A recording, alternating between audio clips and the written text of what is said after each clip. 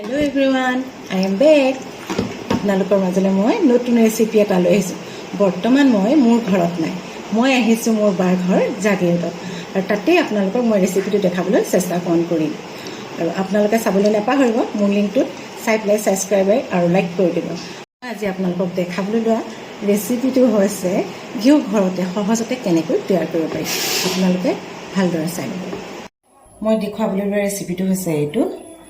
আচলতে মই ইয়ালৈ আহিম বুলি আগতেই প্লেন আছিলে, সেইকাৰণে বাক কৈ থৈছিলোঁ যে সিহঁতৰ ঘৰত যথেষ্ট গাখীৰ আছে, মই এইটো বনাই আপোনালোকক দেখাম বুলি কেতিয়াৰ পৰাই ভাবি আছিলোঁ।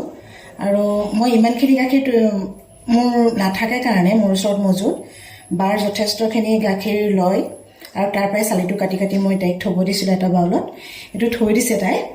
এয়া তাই 20 দিনমান থ'লে, আৰু আপোনালোকৰ মন পচন্দ অনুযায়ী আপোনালোকে ইয়াতকৈ সৰুটো থ'ব পাৰে, বা আপোনালোকে যদি কেইদিনমান বোলে নহয় অলপ দিনৰ কাৰণে ৰাখোঁ, এইটো কিন্তু 15 দিনমান হৈ গৈছে অলৰেডি ৰখা। এতিয়া মই ইয়াত কি কৰিম, কেইচামুচমান দৈ মিলাই দিম। এয়া দেখিছে, এইখন চামুচৰে দৈ 3 চামুচ,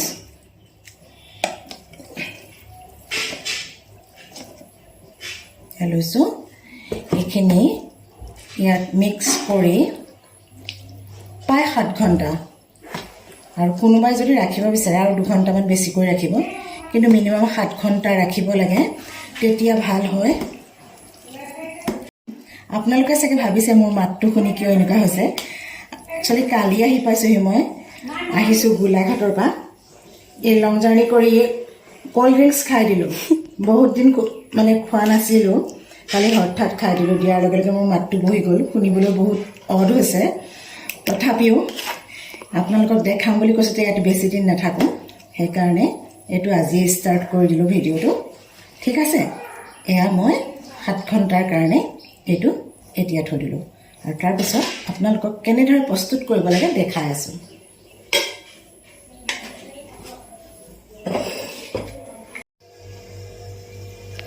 এইখিনি মোৰ পূৰা 7 ঘণ্টা মই ৰাখিলোঁ, ৰখাৰ পিছত এনেকুৱা হৈ গ'ল। আৰু এতিয়া নৰ্মেল পানী দি মই মাৰিবলৈ লৈছোঁ, অলপ পানী দি মই মাৰিবলৈ লৈছোঁ। যাৰ যেনেকুৱা ধৰণৰ সুবিধা, আপোনালোকে যদি টাইমটো ৱেষ্ট কৰিব বিচৰা নাই, মিক্সিত মাৰিলেও হ'ব। মই হাতেৰে ভাল পাওঁ কাৰণে হাতেৰে মাৰিছোঁ, হাতেৰে ফেটি দিছোঁ। আৰু ফেটি যেতিয়া পানীটো এক চাইড হৈ যাব, তাৰ চানাটো এক চাইড হ'ব আৰু পানীটো এক চাইড হ'ব, তেতিয়া আপোনালোকে পানীটো পেলাই চানাটো এক চাইড কৰি ৰাখি দিব। দেখা পাইছে এয়া আপোনালোকে। আগৰ বাউলটো সৰু হোৱাৰ বাবে মই বেলেগ এটা বাউলত এইখিনি ঢালি ল'লোঁ, আৰু মই এইখিনি ফেটি কি কৰিলোঁ দেখিছে, পানীটো এক চাইড হৈ গৈছে, আৰু এইখিনি আপোনাৰ এক চাইড হৈ গৈছে। এইটো ভালকৈ ওলোৱালৈকে আমি এইখিনি ধুই থাকিব লাগিব। যেতিয়া চাফা পানী ওলাব, তেতিয়া আমি এইটো বন্ধ কৰিব লাগিব। তাৰপিছত আমি নেক্সট প্ৰচেছ কেনেকৈ কৰিম আপোনালোকক দেখাই আছোঁ। দেখা পাইছে, এইটো নেক্সট বাউল লৈ লৈছোঁ। এতিয়া অলপ ইয়াত চাফা পানী ঢালি লৈছোঁ, কাৰণ এইখিনি ধুব লাগিব, চাফা পানী উলিয়াব লাগিব তাত।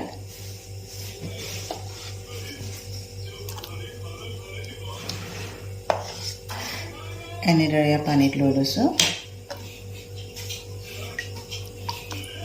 লৈ আপোনালোকে হাত ব্যৱহাৰ কৰিব, হাতেৰে এনেকৈ লাৰি দিব। দেখিছে এইখিনি যিটো মানে হ'ব লাগে, গোটা হৈ গৈছে, ই ফেট হৈ যোৱা নাই, পিঘলি যোৱা নাই, যিটো কয় মানে। গোটেইখিনি মই ইয়াত দি দিছোঁ। দেখা পাইছে আপোনালোকে কেনেধৰণে উঠি আহিছে। ইয়াত কিন্তু অলপ বেছিকৈ ফেটিব লাগিব হাতেৰে। যদি মিক্সি আপোনালোকে ব্যৱহাৰ কৰে, খুব কম সময়তে হয়। দেখা পাইছে,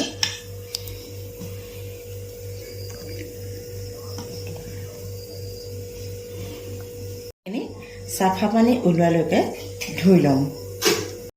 ইয়াত দেখা পাইছে 4-5 বাৰ ধোৱাৰ পিছত ইয়াত চাফা পানী ওলাইছে। অলৰেডি মই অলপখিনি কেৰাহীত ল'লোৱেই, আৰু ইপিনে ভাততো লাগি আছোঁ, বহু সময় হৈ গ'ল। এয়া আপোনালোকে দেখিছে কিমান চাফা পানী ওলাইছে। এনেদৰে আপোনালোকে ধুই ল'ব।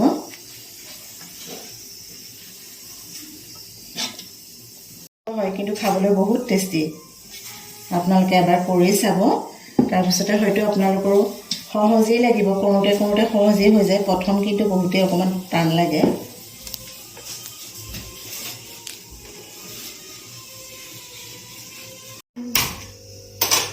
মই এতিয়া গেছত তুলি লৈছোঁ।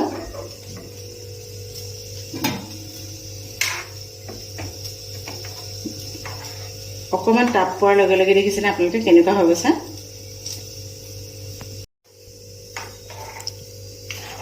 এনেদৰে লৰোৱাৰ পিছত ওপৰত ঘিউটো উঠি আহিব।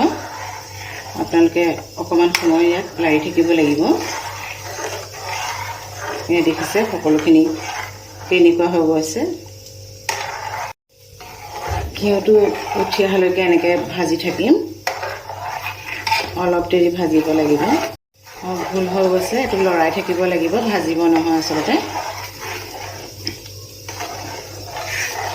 এয়া দেখা পাইছে ভাজোতে ভাজোতে কেনেকৈ ঘিউটো ওপৰলৈ উঠি আহিছে। এনেদৰে কিছু সময় ভাজিব লাগিব। লাষ্টত দেখিব গোটেই ঘিখিনি ওপৰলৈ উঠি তলত তাৰ মেটটো বহি গৈছে। এয়া ঘিউ সম্পূৰ্ণ হৈ গ'ল, আপোনালোকে দেখা পাইছে কেনেধৰণে দেখিছে উঠি আহিলে। এতিয়া মোৰ এইখিনি হোৱা কমপ্লিট হৈ গ'ল। এয়া গেছটো অফ কৰি দিলোঁ আৰু তাত এটা সুগন্ধি আহিবৰ কাৰণে তুলসী পাত কেইটামান তাত দি থৈছোঁ। এটা ধুনীয়া স্মেল এটা আহি থাকে। এতিয়া ঠাণ্ডা হ'ব, মই চেকি পেলাই এটা চিচা বৈয়ামত ভৰাই পেক কৰি সাপনি থৈ দিম। ঘিউ ৰেডি। এয়া চাওক কেনেকুৱা হৈছে।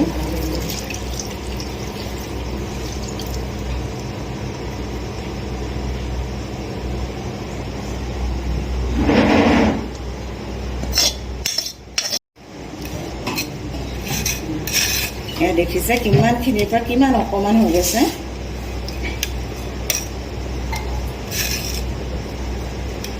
এইখিনি চাওক। এতিয়া ঘৰতে এনেদৰে ঘিউ তৈয়াৰ কৰিব পাৰি। আপোনালোকে সহজতে ঘৰতে তৈয়াৰ কৰিব পাৰিব। এতিয়া দেখা পাইছে এটা চিচাৰ সৰু বৈয়ামত মই ঘিউ থৈ দিছোঁ।